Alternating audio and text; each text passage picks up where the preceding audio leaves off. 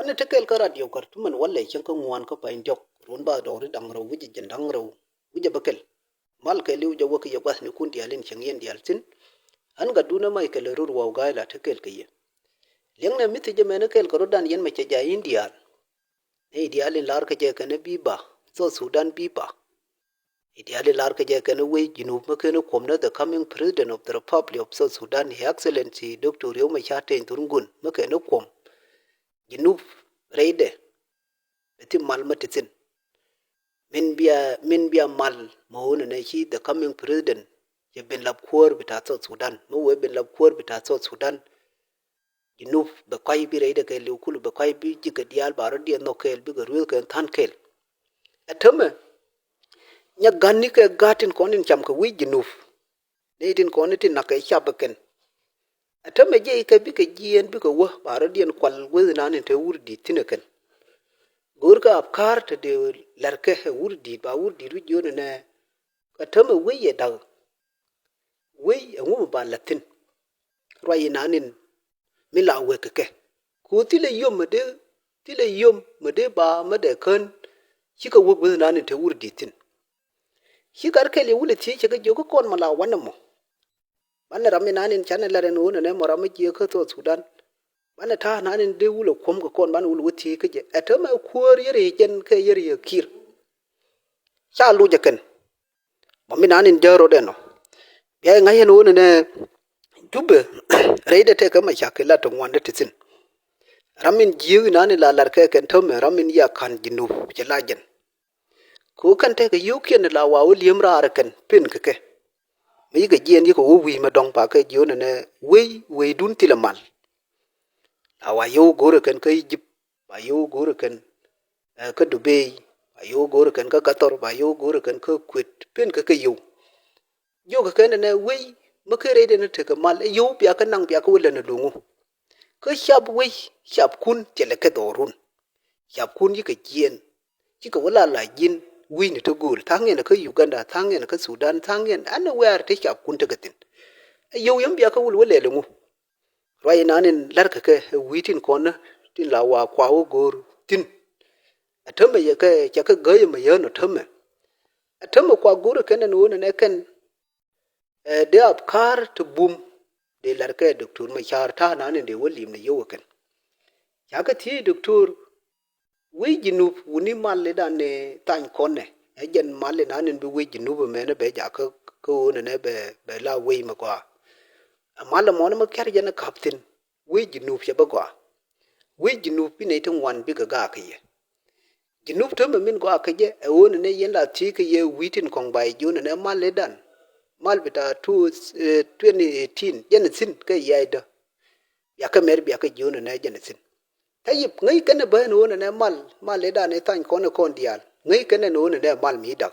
kuma ke da tilma de leader bita az pala mayu lam ngan tilma de kun kiene kade ne ka tin konin te kel ke la wob da yen ka tijin mana da yamal yaida yamal gor nog yen min anin gor yen ka rodun rai nani la larka ke the coming president of the republic of south sudan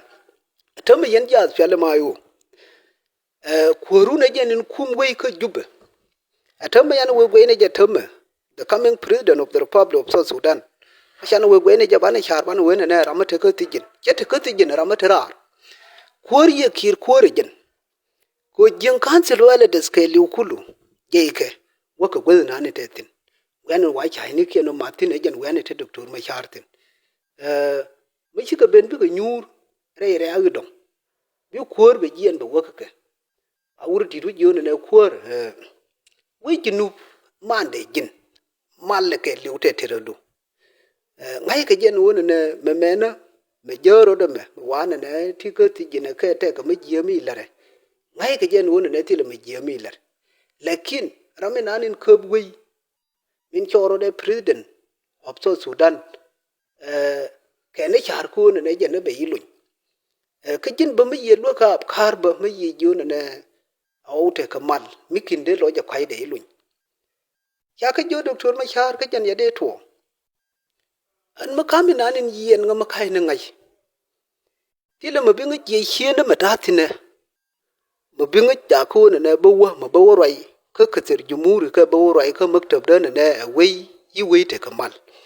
ko wai magor jene no ne bete kamal te kon dial de chanalar re malakan dial kulu den ka lalat me kar ka lalat mana da yin wutono ya joyen wona ne wai tire da mal ata mangan tinga mishele ne tin te ka mishele ka yen ko shab lo ka yeken shab ya ka joy dor shab na ka shab bu ka kam koli kwela ngano bi mar ka yemo mumin anin min kuir ka jubbe doktor ma char ma yawu ti kan ba wuje roide ma na ma ka minitin ko ne lanan ka je tinakan tila ma lada guye nake ju ka badatu lada chit ka min anin ya gori yen ka lojdun lare da mandu nan go ka tade ya no aje ni nan bi ala lat min cha bala lat min gori yen ya ku lele di gori ne ye nu nga jaga nial gori ne ye nu nga jaga pin gori ne ye lare je ram da wi ya doktor ma char gori ne ye ngai nu ne wi ji nu ba mena min gori na mal tile ram de jien ma de chaf wana hiende ket ka min ani la kuz yena kaka jiu chiu ja ye we nyi ka chiu atama yer ka min yena no ne ji nu ka le kulu reide ka le tiya ka gabli ya shap ya ka sadamu ya ka kuza ka tile shap do arma dong made mar ka shap do arma dong ya shap ji nu ka le kulu ya reidian yor mach mo mach mi chide mel mar ka meni shang ana da yen ma yen ita to gur yen no ne biya we men biya kum kamal angu mi nyin shap ko rodien angu mi nek shap rodien ko rodien angu mi sha we sha tat bi shap bi ka nyur angu mi sha dul gwari sha kalep angu mi sha dul wal sha kalep ana da yen ita gur yen ita gur yen mi tira ma gur yen sha go jinu sha gur ana nen sha gur no ne bi we ka kon temaladun we la dun tim binetin konin gur kan no ne bi we jinu bi reide te kamal ba la dien ba la reken rai nani lar ka doktor yo ma chate ndurgun